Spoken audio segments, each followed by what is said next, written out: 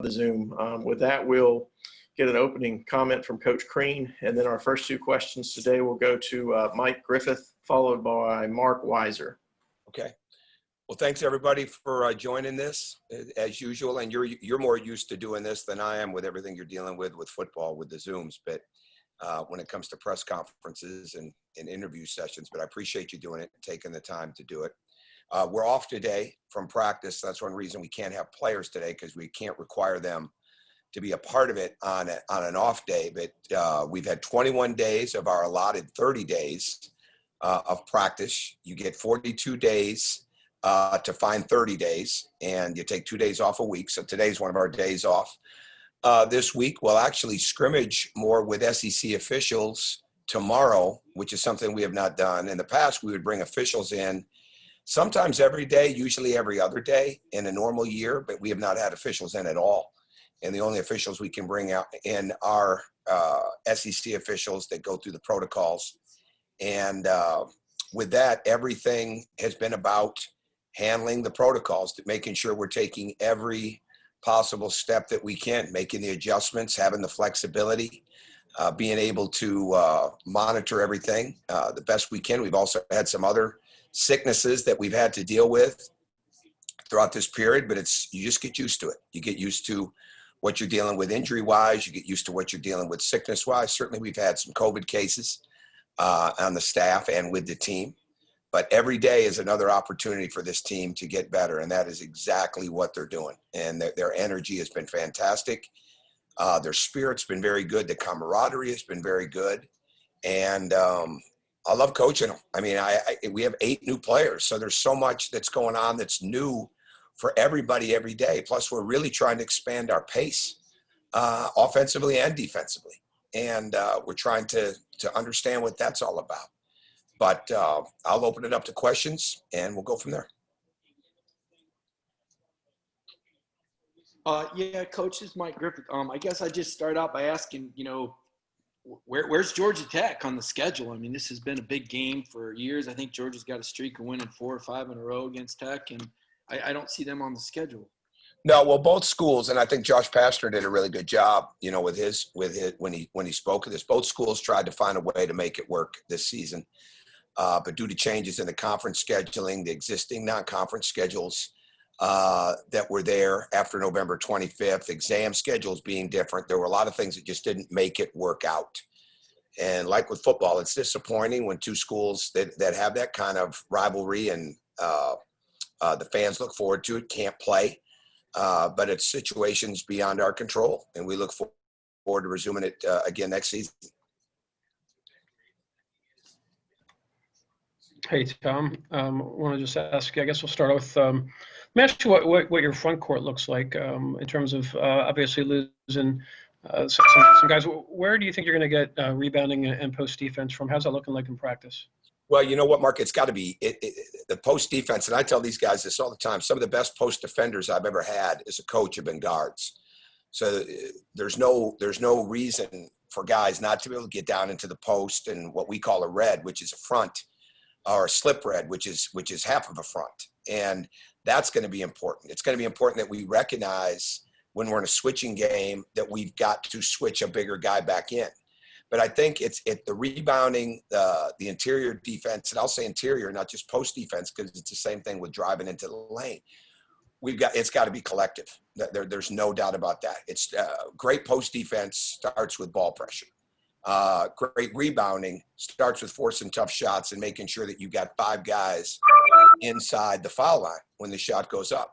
So this is a smaller team. I mean, there's absolutely no doubt about that.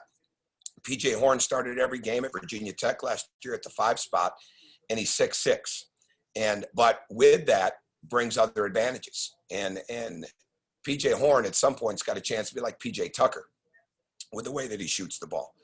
And I fully believe he'll be an NBA player at some point here. And so you have to I say that because what you might give up in size and length, you've got to be able to take advantage of in other areas.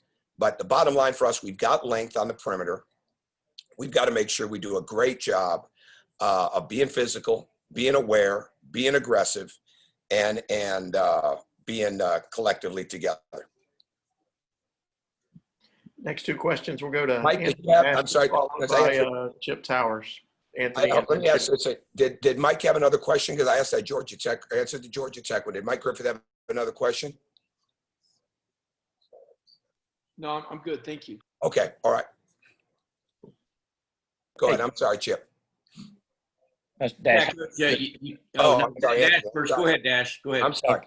I'm sorry. Okay, no problem. No problem. Get it arranged here. Coach, obviously you brought in a lot more older players this year. How much has that helped in regards to everybody picking up the system and doing things you want to do?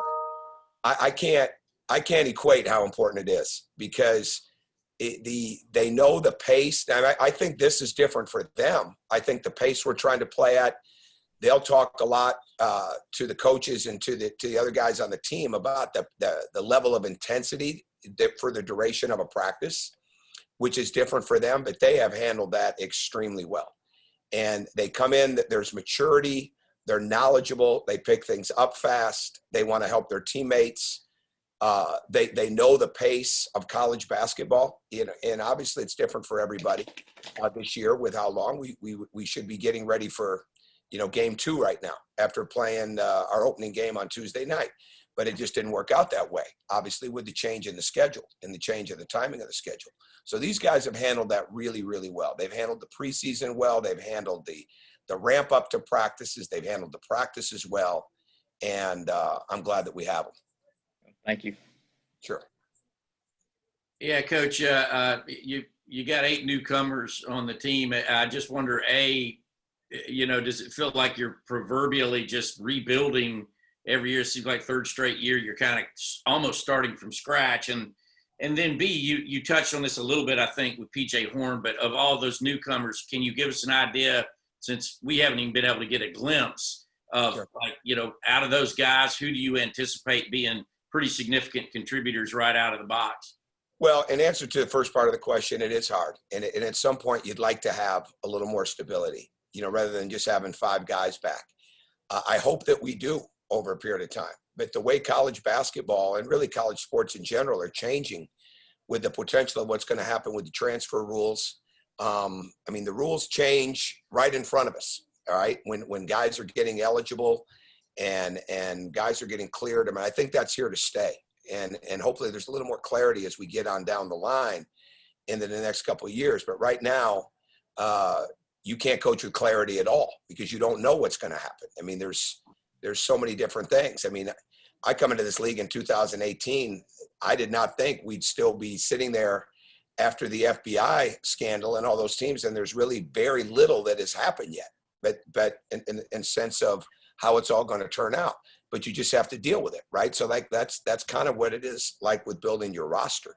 But right now, roster management for us is much more about making sure we're staying safe in the protocols, that we're following the rules and the guidelines, that we're taking the proper steps every day. And then down the road, hopefully, as this gets better, hopefully we will have more guys here. But I think we have to be adaptable to change on a consistent basis and do the very best we can with it. As far as the players, PJ, and I've said this before, he made 1 3 as a sophomore at Virginia Tech. He made 45 threes as a junior at Virginia Tech, graduates in 3 years. Our guys get excited every time he touches the ball, and I know I do. And what we want to do is we want to get him fouled more. He's driving the ball a lot more than I think he has probably since high school. We're putting him in a lot of different situations. Yesterday, I had to remind him that it is okay for him to take more than 1 or 2 dribbles in a single space. He can actually drive and attack and play with great freedom. And he works hard. He picks things up fast. And he's got to become more vocal. Certainly, he can add physicality to his game. He's been banged up a little bit through this time period, but he's back healthy now.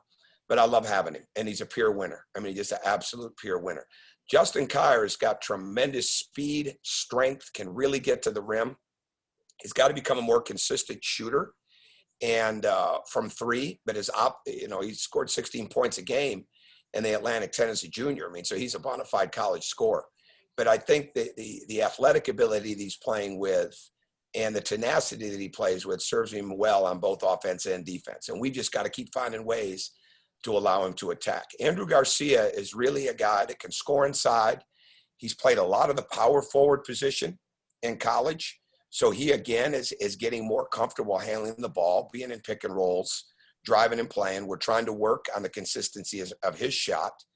And really, when you're building consistency of shot, it becomes a lot about the footwork. It becomes a lot about the release. And it becomes a lot about the finish and making sure that all three of those things are in place by making sure you have the right balance as you go into it. So we spend a lot of time building that. But when it comes to a guy that wants to win, has won, will compete, will do all the little things. The greatest thing I like about all three of these guys, and this is the difference in younger guys sometimes, not one day do they ever come in and say, well, am I the 3? Am I the 4? I want to be the 2. I got to have the ball in my hands. They want to score, they want to play, but they come in and they understand basketball. And they understand it's about movement, and they're getting better at it. They understand it's about cutting. They understand it's about screening. They understand it's about helping your teammates be successful. And we just got to continue to build on that every chance that we get with them. Thank you. You're welcome. Next two questions we'll go to Jed May, followed by Allison Mastrangelo. Okay. Hey, Coach. Collective leadership was also something that you mentioned a lot with your team last year. One, do you foresee that being the case again this year? And I guess as an extension of that, do you see Severe and Tumani sort of growing more into leadership roles in their second year in the program? Well, no question with Severe, and he has shown that many ways. He's shown it this summer. He shows it in practice. He shows it. I think he shows it a lot of times when we're not even in the gym, when it comes to getting guys organized, when we put new offenses in plays. And we're asking a lot of Severe because we're trying to take what I think is as fast as any guard in the country and utilize that in an even better pace. And it's going to take a little bit of time, I think, to get the pace that we want down offensively and defensively. But I know Severe is going to be a huge, huge part of how that goes. Tumani definitely with the way that he's playing, but he's got to be more verbal and vocal. And right now we're pushing him to be that, to play with more physicality, to play with more confidence, and to have him understand that he'll gain even more confidence by the way he brings confidence to his teammates, not only with his play, but with his voice. But there's no question that when you add the 3 seniors to Ty Fagan, who's working extremely hard at this, and Severe and Tumani, those are guys that are definitely bringing leadership, but they're all better when it's collective. I mean, we're not a team that you're going to look at and say, okay, these 1 or 2 guys are going to lead this thing every night in scoring. I mean, it was easy to look at Anthony last year. It was easy to look at Rayshawn and say pretty much on any given night, they're going to be up there near the top, if not the top. I'm not sure we're like that this year. And as I try to get across to them, balance is not a bad thing. My best teams might have had some star players, but we had a lot of balance. And that's the way we're built right now. We don't have that one guy that night in and night out, the defense is game planning to take this away or that away because they're capable of getting this on any given night. That doesn't mean that they won't get those numbers, but we're not built that way right now. And I think the more that we can have balance, well, it plays right into the leadership part. The more that it's collective, it's like I said earlier about the defense in the post and in the interior and in the rebounding. We have to be a basketball team. I mean, it has got to be a team. And we're trying to get it even faster. But it's got to be a team that works together, that plays hard together, and then can help each other improve, and then not only get over their own mistakes quickly, but get over their teammates' mistakes. And sometimes you can look at a team and you see a team, they hang their head when somebody turns it over. They hang their head when somebody misses a shot. Those aren't teams that are absolutely going to thrive. The teams that can get over it quickly and move on not only to the next play themselves, but move on to when their teammates make a mistake or help their teammates get over a mistake. Those are the teams that move ahead. And we've got to build that constantly. Thank you. Mm-hmm. Hey, Coach Crean. I was more so curious going back to kind of the COVID protocols. What has it been like for your team kind of adjusting to it? And have you kind of been watching what's been going on with football and how there have been, games postponed and things like that, and just showing your guys like how serious we need to take this virus? There's not a day that we don't talk about it. Some days longer than others, but more importantly, there's not a day that it's not visual to them, with the sense of our trainer, our strength coach, our other coaches, being on top of this and making sure that we're masked up. And we don't let one mistake flow into the next day, right? You forget your training mask one day, you're going to have to leave the training room, right? It's not, well, bring it tomorrow. No, you leave the training room, go get your mask and come back.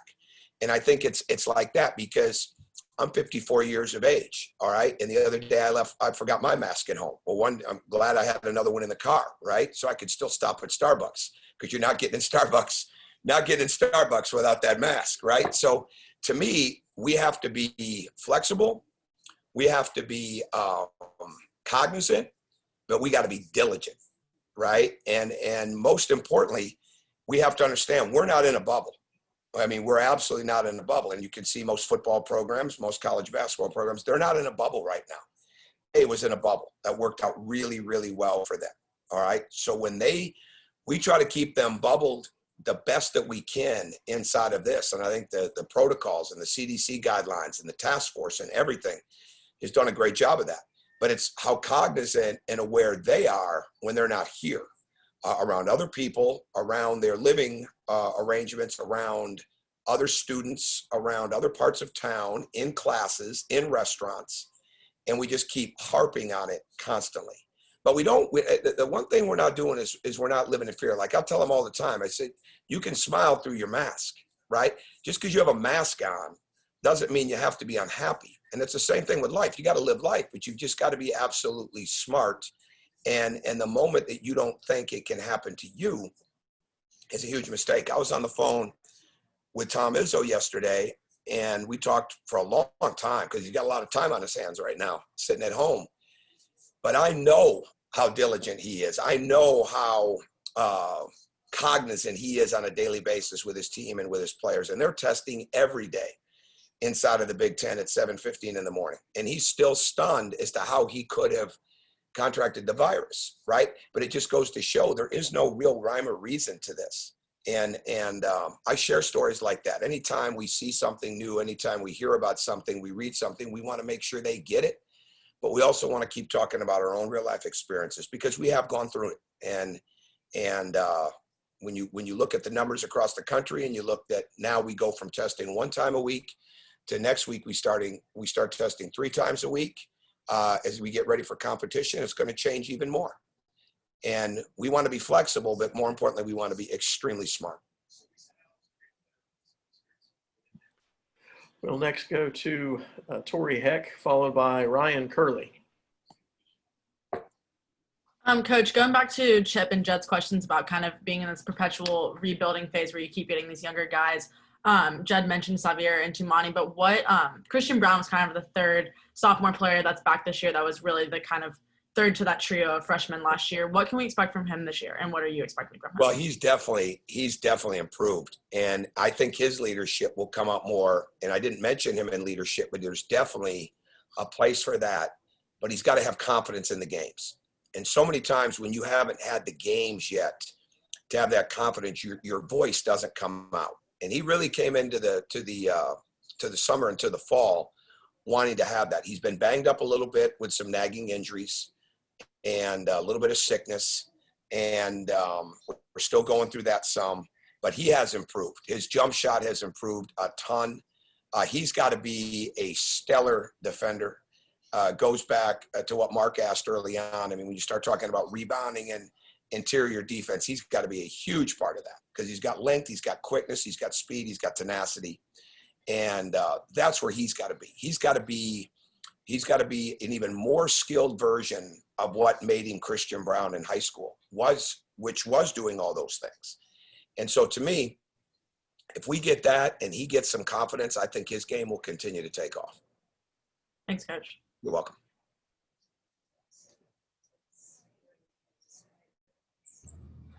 Hey, Coach, Ryan Curley here. You mentioned the 8 newcomers coming in this year, and obviously it's not a normal off season. How has the gelling process and the chemistry building process been with all the new protocols? Well, I think it's going fine. I really do. And they're together a lot. We just try to keep them distance, but they're spending time together. I mean, there's no doubt about that. And, we've had a couple cases and contract tracing cases, not lately at all, but even going back to the summer where guys were together riding in a car to go eat, and, you know, they didn't have their masks on in the car, and they sat in the car together to eat, or they sat outside to eat, you know, rather than stay in space. You know, you don't want that, but at the same time, you love that this new group of guys is spending time together, sharing rides to a Chipotle or Jason's Deli or all these different places that they go, you know, because we actually get down, okay, what's within 15 minutes together, what's not, right? And you just, you worry about them so much. But the thing that I really like, and again, we haven't played any games yet. We haven't doled out any minutes yet. We haven't had some guys come back the next day after not having good games or not playing as much as they'd like, and that always affects things. But I really, really like the way that they've come together. I like the way that they listen. I like the way that they support. I like the way that they're buying into the structure of it. They don't get frustrated with each other, and it'd be very easy because we're having some very tough, grueling, this is how we're going to play at this pace type of practices. And they're learning more and more to get over their own fatigue, which is hard, and channel some energy into their teammates to help them get over it. And that's by design, because we don't have the exhibitions this year. We haven't had referees in. You know, all this stuff is new. It's all different. You know, what we wanted to do opening of the season, MTE wise, we weren't able to do, right? We just, I mean, and with teams not being able to travel, I mean, it's been a cluster. I mean, it really has. And everybody's going through it. And we haven't even started games yet, you know, with these new protocols. So the togetherness of your team, the energy of that togetherness, the ability to create your own energy, especially in these environments that aren't going to be as full as what they've been in the past, the ability to get each other through the doldrums, get each other through the tough moments and the tough days, and really in the guts of the game, in the heart of the game, to be able to be together is going to be crucial. So that chemistry's got to be there. And that's what we're trying to build, and they're building it on a daily basis. We'll next go to Andy Walsh, followed by Alec McQuaid. Hey, Coach. I guess with, no real preseason, with, no scrimmages, no exhibitions like with, Charlotte or Valdosta State last year, how difficult do you expect, the start of the year to be, especially, with all the new guys? Oh, there's no doubt that there's no way to prepare for that. And with a veteran team, you need those games or scrimmages. With a veteran team, you need the referees to be in the gym, to tighten it up even more than what the coaches or graduate assistants are trying to do. You need that, and we don't have it. I mean, we don't have it. And so there's going to be a lot of baptism by fire, trial and error, whatever phraseology you want to use, that's what it's going to be. And we're going to need a level of patience with that. And I'm going to have a level of patience with that and keep it in perspective. But if we're going hard and we're playing through things and we're trying to make each other better, and we have a commitment to defensive transition, challenging shots, getting 5 guys inside of that lane area to rebound the ball, getting out on that break, moving the ball, we'll get through it. We'll get through it. And we all have to be mentally prepared for what's coming, even though we have no idea what that is, because of the protocols, because of the spike that we see in the country that is going to potentially keep going. None of us really know, but we have to be prepared for it. And in this day and age, if you don't have flexibility, you're going to get left behind real quick. And that's not only coaching staffs, that's players as well. And we've got to stay true to that. Hey, Coach, in a kind of an interesting change of fate as well, the NBA draft is still coming up. I'm just curious, how much have you talked to Anthony Edwards before the draft, and how have you helped him, and what's kind of been unique as far as his experience goes before this draft? Well, I was on FaceTime with him 2 nights ago. We texted last night. He was here a couple weeks ago. It's more texting than anything else. What I love about him is he keeps in touch with this team so much. And it's great. I mean, it's like he never left in that respect of being a great teammate. And ultimately, I've said this before in some other areas, but it's true. I mean, as much as you miss him as a player, and obviously he's a tremendous talent, I miss him as a person. I miss the personality. I miss his energy. There's an aura about him. I mean, he is a charismatic person, and we saw it all at the age of 18. And he's that way at the age of 19 as he gets ready to embark on this. I think for me, he's got really good people around him. He's had some workouts, not that many. And I think he's done a very good job in that. My advice to him is to keep being the same guy every day through this. Don't get high or low based on anything you hear, anything you read. Don't take what you're hearing with any sense of definitiveness, because especially now, I mean, and really for the last couple of weeks, but especially now, there's so many smoke screens being thrown out there. There's so much hyperbole being thrown out there. There's so many opinions being thrown out there, and you can't get worked up. And I know it's going to get harder for him with that because there's so much uncertainty. You know, when you pick a college, you know you're going to that college. When you're going to get drafted, you have no idea. And he wants to be number one, and I want him to be number one. But at the end of the day, the thing that keeps me awake at night when it comes to Anthony Edwards is being in the right environment where he's going to have a head coach that's going to invest in him in a big way and take that responsibility. And trust me, the NBA is not full of 30 NBA head coaches that are willing to do that, you know, because a lot of times of where they are in their life. And my hope is that he gets that person. My hope is that he gets a coaching staff that's going to spend that time with him. My hope is that he gets around leaders and mentors in a team that no matter where they are as players, they can help show him what it means to be a professional, and that he'll listen to, because he's got humility, he's got hunger, he wants to learn, but he's also very confident, and he's going to need people that he trusts, people that he will respond to him, and that will get to know him and not assume things, and that aren't afraid to make him better. And I think that's one reason that he liked it here. He had structure, there was commitment, and he knew we were going to come in every day to make him better, whether he wanted to or not.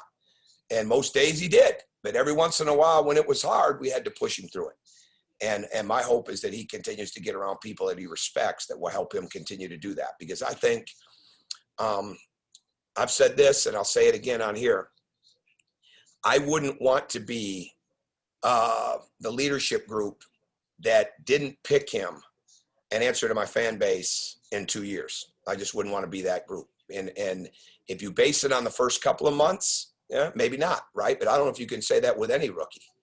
But I think that if he gets in the right environment, he is just going to flourish. And again, like I said, my hope is that he gets with the right place, and that he gets a chance to do it right away. But most importantly, he gets a chance to do it with people that are going to help him learn. We'll go to Palmer Toms, followed by, I know Chip Towers has a second question he wants to ask. If anybody else has another question, we've sort of been through the rotation. Throw your hand up on the Zoom and we'll come back around to you. But Palmer, followed by Chip. Yeah, Coach, obviously there's been a lot of talk in here about the graduate transfer additions. But what have you seen out of the two true freshmen as well as the junior college guys? And how do you think they can all factor into the program year one? Well, I think bottom line, the two freshmen, KD Johnson and Josh Taylor, have worked hard every day.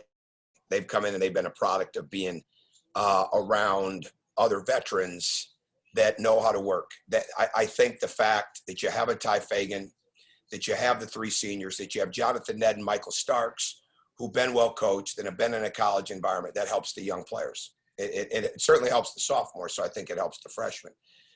Michael Starks and Jonathan Ned are learning the speed and pace of the game. They're learning the strength, especially in the case of Jonathan, in the sense of what he's got to have strength-wise, how he's got to play physically, where he gets his shots from, really understanding the commitment to spacing, cutting, moving without the ball that's there, getting the shot off quicker. Michael is continuing to get better and better. He's had a very good week and a half. And after he had a rather serious ankle injury, not anything that required anything extensive, but he wasn't able to practice for about a week and a half, 2 weeks. So he's been much better with that. But every day when we come out there's nobody that sets the ground floor for not working, right? And last year that wasn't always the case, especially with young players.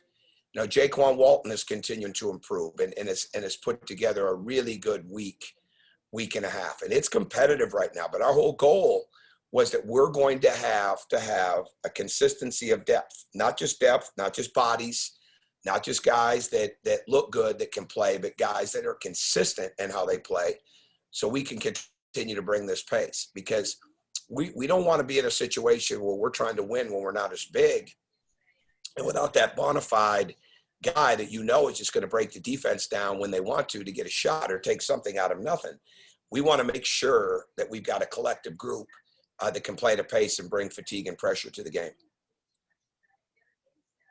Yeah, Coach, a little bit of a housekeeping question. Sorry to have to bring this up, but on Justin Kier and that arrest October 9th, I understand 3 players were with him too. Is there going to be any discipline in terms of these first couple of games or anything with him or any of those other players? Well, we're going through the disciplinary process, and we've addressed that incident not only internally, but how you would with the Athletic Association. And we've stayed in really good contact with those procedures and are still working through that. But we've been on top of it since the time that it happened. There was no question it was disappointing. We've taken steps from that day on, which are continuing to be ongoing.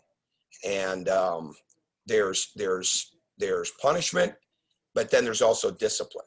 And the discipline to me is making sure that they learn the lessons that they've got to have for long after they're at Georgia. And certainly it equates to where we're at Georgia, but the lessons and knowledge that they have to have when they leave. And I think that's what part of the discipline process is. But we've been on top of that since the very beginning of when it happened. Any missed games for any of those? I don't have anywhere to comment on that right now. It's just all internal. Okay, thanks. Yeah. We'll next go back to Mark Weiser, followed by Jed May. Got another question about Anthony. Tom, I know you were well aware of what kind of talent you had when he before he got to Georgia. I wondered from the months he was on campus, was there a moment, whether on the practice court, a shoot around, a game, where you saw something that made you think that this guy is different? There's plenty, Mark. I would go, let me give you a couple. That's a great question. Let me give you a couple examples. 3 weeks in is when he realized all of this was different. When we were back in June even of his freshman year. And it's like you learn that it's completely different than what you ever would have thought. And no matter what you come in as, okay? And he came in predestined. I hadn't coached too many guys that were predestined for the NBA at a very early age. Cody Zeller was probably like that. But again, Victor Oladipo, 1 scholarship offer. Dwayne Wade, 3 to 5 scholarship offers. Those guys didn't come in predestined. They earned it. And a lot of times what happens is when you're predestined, you'll also feel, because of the way you've been raised in basketball, that you're anointed, right? He realized pretty quick that's not how it is. And I think he ran with that, right? And he never came in here and acted like this was owed him or he was something that was all that, so to speak. He had to earn it. And he really started to figure out that he could get better. And I think when you first find out that you've got some things that aren't there or you can be better, right, it's hard to take that. And then you realize, like, man, they're not backing off. We're not taking a day off here. We're not taking a day off there. We're going hard every day that we're out there.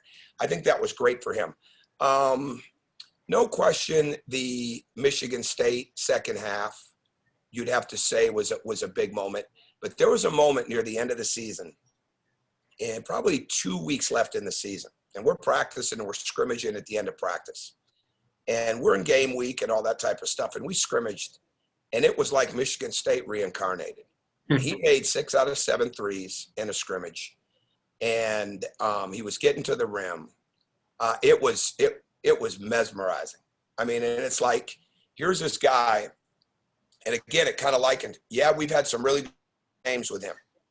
But some of these best moments, because he's so young, the public didn't even get to see.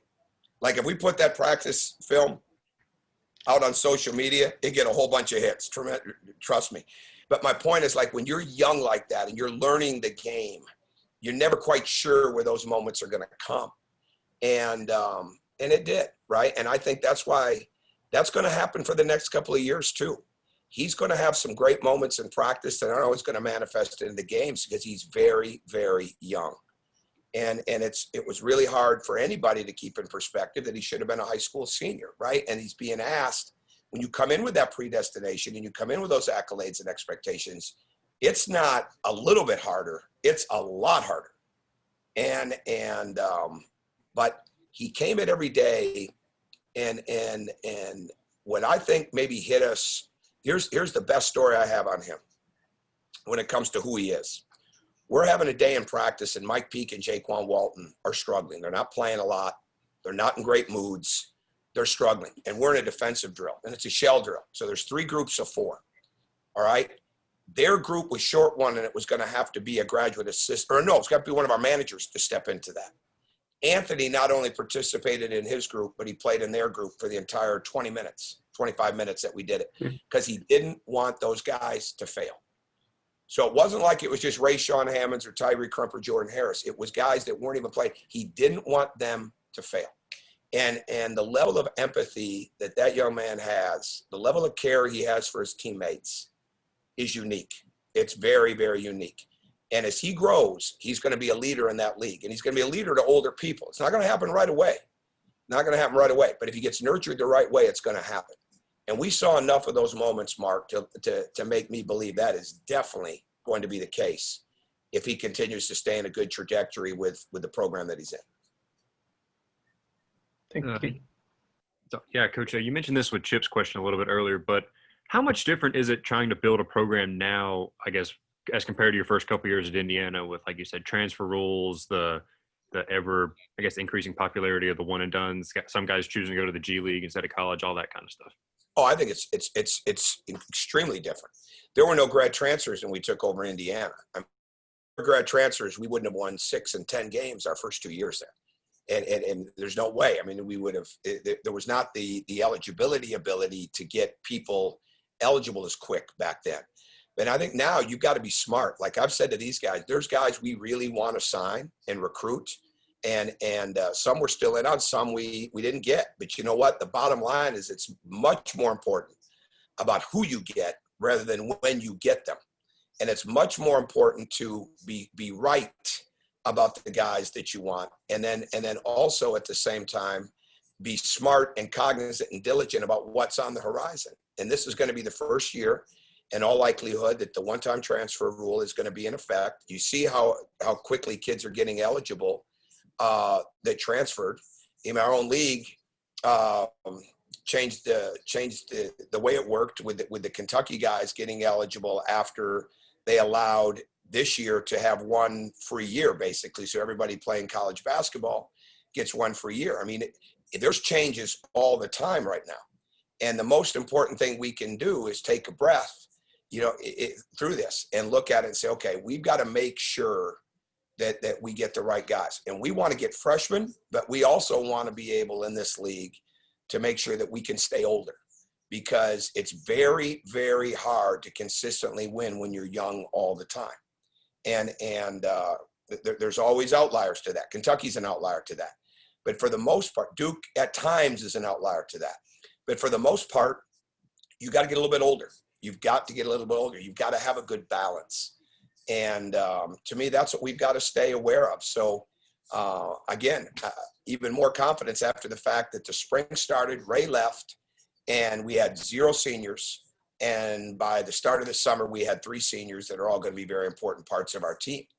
And there's nothing wrong with that. That's the way college basketball is laid out right now. You have to adjust and be flexible to the rules. You have to anticipate rule changes. You have to wait on rule changes. And you just got to keep reading the future, even when you don't have any idea what it's saying. You got to keep reading it, and that to us is what we want to keep doing. Thank you. We'll go back to Anthony Dasher and then Palmer Toms. Hey, Coach, just a couple of quick things, just real quick. Not sure if you can say or not, but can you say how many of your players tested positive for COVID, and also do you expect to sign anybody during the early signing period? Yeah, I'm not gonna comment on the numbers. I think we've tried to stay really true to that as a university in the SEC. At least I think we've had significant, when it comes to players and coaches throughout the summer and fall, and knowing that it could happen again. I'd leave it at that. We could sign, but We also may not, because some of the kids that we're recruiting right now may not sign in this period. And that's just part of it. I mean, again, you've got to have that flexibility. And again, I just keep telling these guys, it's much more important about who than it is about when. And frankly, I was really hoping that there wouldn't be an early signing period because we haven't been out to see people. I mean, literally, we haven't played a game, okay, until, I think it was Wednesday was the 11th, right? That'd been 8 months. Well, it's been longer than that since we've seen a recruit in person. And it's so hard. I mean, we can talk about Zooms and FaceTimes and texting and all that different stuff, which is great, but it never, ever replaces the face-to-face of them seeing you in your environment or you seeing them in their environment. And I don't know when that's going to change. It may not change all year. So we're continuing to recruit, obviously, but we've got to be extremely diligent.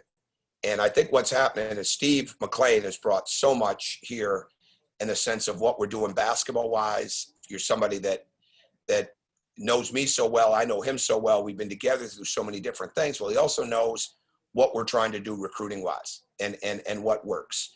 And I think that's been a really good help for Chad and John as we go through this as well. And because there's a lot of good players out there, but the way that we want to play and the upside that we want to have in that is really, really important. And so we just kind of take it day by day, which I think is the best way to do this right now. Thank you. Mm-hmm. Coach, with so much turnover once again, what are some realistic goals for this team for this season? And is this where you envision the program would be headed into your third season? Yeah, those are all. I have no ability to answer either one of those because because we don't know what's going to happen with this year. And I like where we're getting better. I like the guys that we have. You know what it means this season. I have no idea, and I don't think any of us can even. We've got to make sure that we're doing everything every day to make sure we get to the next game and hope that the team we're playing is doing the exact same thing. Because there's so many changes. I mean, think about it. There's going to be anywhere from 25 to 27 games, but you have to have a minimum of 13 to qualify for the NCAA tournament. There's a lot of obviously people. You're going to have a lot of flexibility during the year. But as far as like looking at it, you know, did I think this where we'd be? I don't know. I didn't think we'd be signing 8 guys into the third year, but you know what? We may do it again next year. I don't think there's any way that you can plan ahead right now as these new rules come in.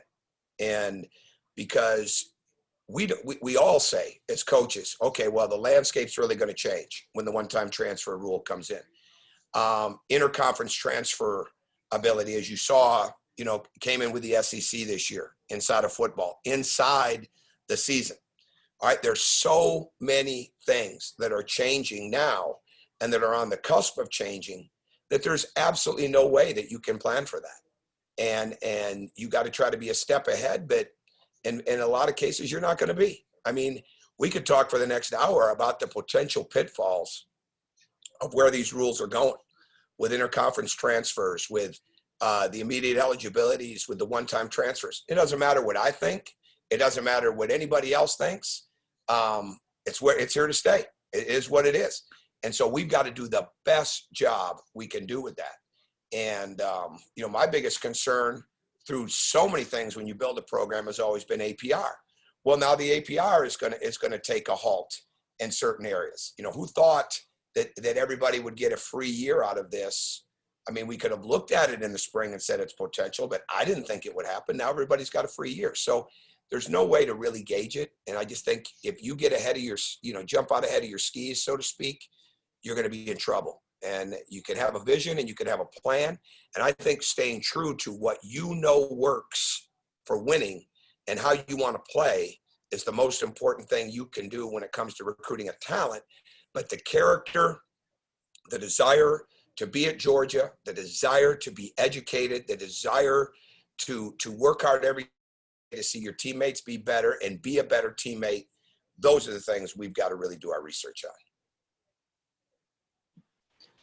And Mark Weiser, see your hand still up. Another question or just floating? Yeah, I just had a quick question. Tom, I think you used the word cluster or something to describe the non-conference schedule, trying to finalize that. How much is starting with you know, so many home games and who the opponents are by design, given the 8 newcomers that you have? And have you also talked to Memphis or SMU about playing next year? Well, the SMU contract was over because that was totally through the MTE, Sure. and that was done by the promoter. So there'll be no return game there. I do truly believe Memphis is coming back here. That's part of the process. I think personally, I didn't really want to have us travel to an MTE, and I may second guess that, but I didn't want to put us in that situation. I mean, with so much unknown, and then so many different things changing. I mean, see what we've already seen with Orlando and South Dakota and all those different places. Would getting on the road be good for a team? Yes. Is this a normal year? It's anything but normal, as everybody knows. So the most important thing of keeping your team growing confidently, getting better is there, but nothing is more important than keeping them as safe for as long as you can. And because we know we're going to be playing a lot of road games once the SEC schedule gets here. So we've tried to do the best we could do with that. The rough draft of this schedule, especially the opening of this schedule, probably changed 15 times, 12, 15, 16 times in the last month. And it just is what it is. Between Brian Fish and John Bateman, they've done a fantastic job with this, but it is what it is. And we've got to do the best job we can with it. So is this good? I appreciate everybody. All right. Thank you.